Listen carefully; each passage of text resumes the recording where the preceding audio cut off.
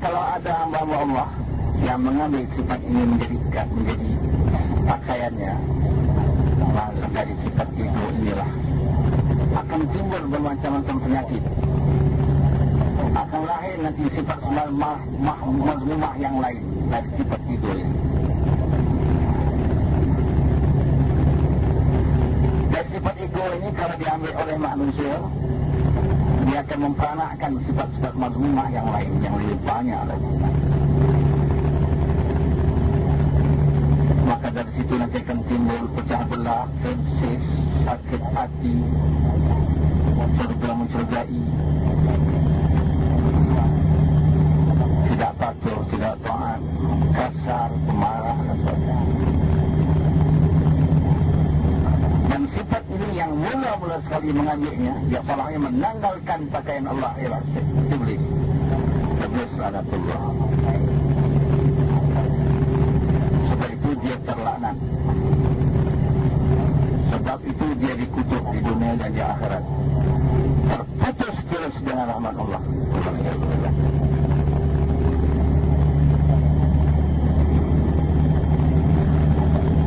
Sifat ego ini siapa yang mengamalkannya, kalaupun tidak sampai kepada tingkat syirik, tetapi mendekati kepada syirik,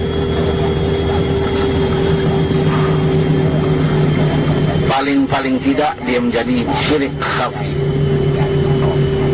kalaupun bukan syirik jali.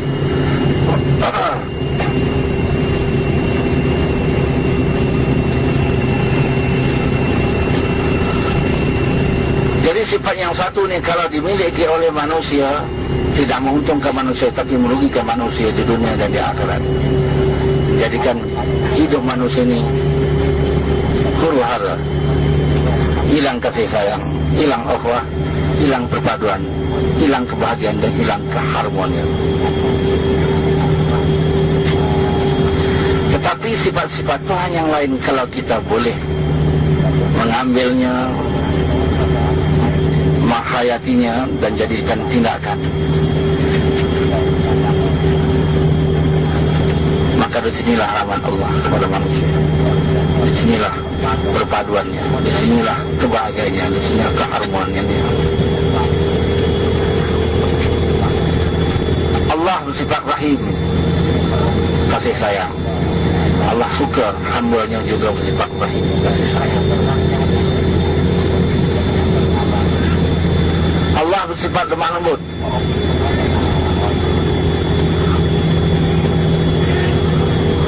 Latif. Allah suka hamba-hambanya bersifat latif, lemah lembut.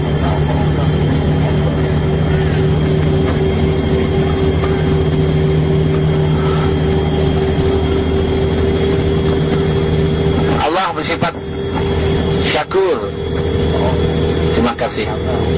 Dia suka hambanya berterima kasih. Allah bersifat afi, pemaaf. Allah sangat suka kalau hamba-hambanya bersifat pemaaf.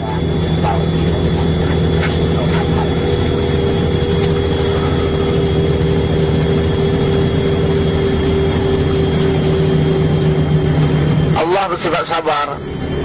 Allah suka hamba-hambanya bersifat sabar.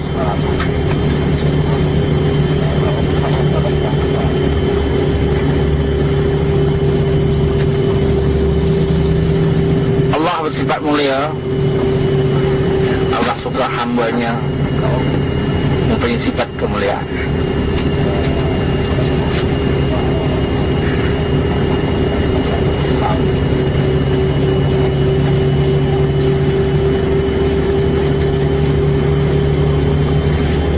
Allah bersifat pemurah, karim, ya. Allah sangat suka kepada hamba-Nya yang pemurah. Begitulah seterusnya. Hanya satu sifat ini yang tak dibenarkan, itu Al-Kabir ataupun Kibir.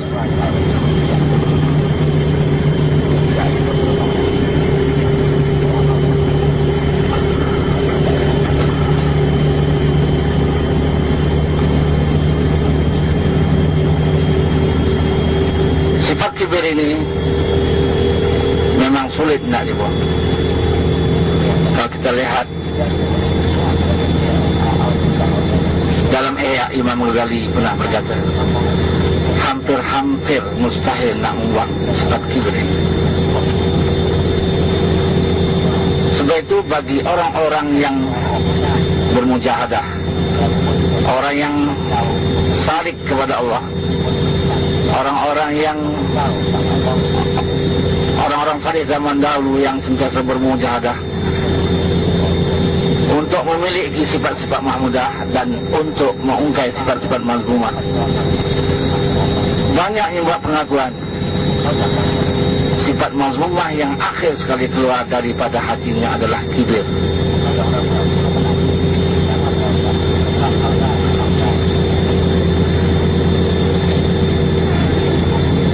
Sifat yang akhir sekali keluar daripada hati mereka adalah sifat kibir, sombong.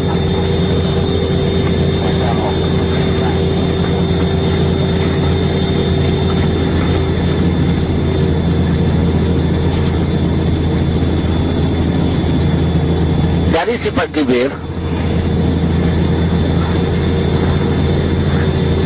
akan lahir sifat pemarah.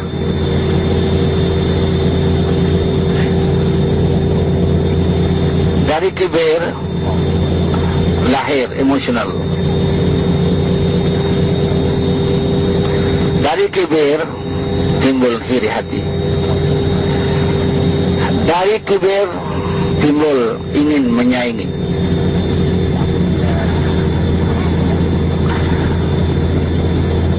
Dari kibir timbul sifat riya, timbul sifat ujub.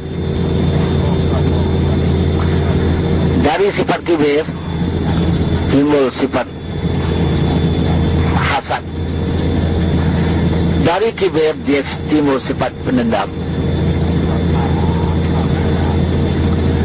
Dari kibir timbul hati keras.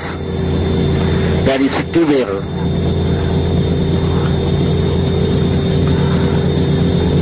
lahir keras hati.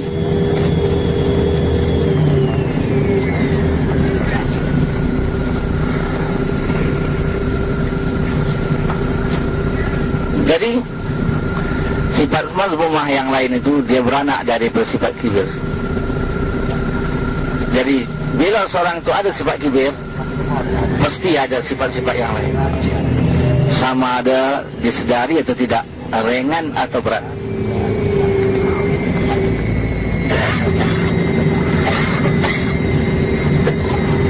Sebab itu sifat kibir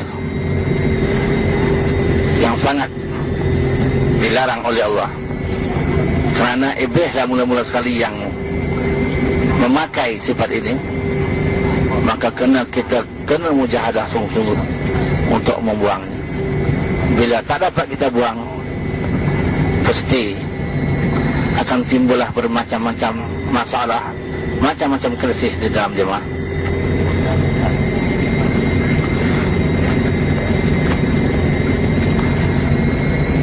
Ada setengah orang mungkin kerana kelemahan ilmu ataupun kerana kekurangan ilmu, ataupun sifat kibir ini, sombong ini telah menjadi tabiat, maka dia tak sedar sifat itu ada pada dirinya.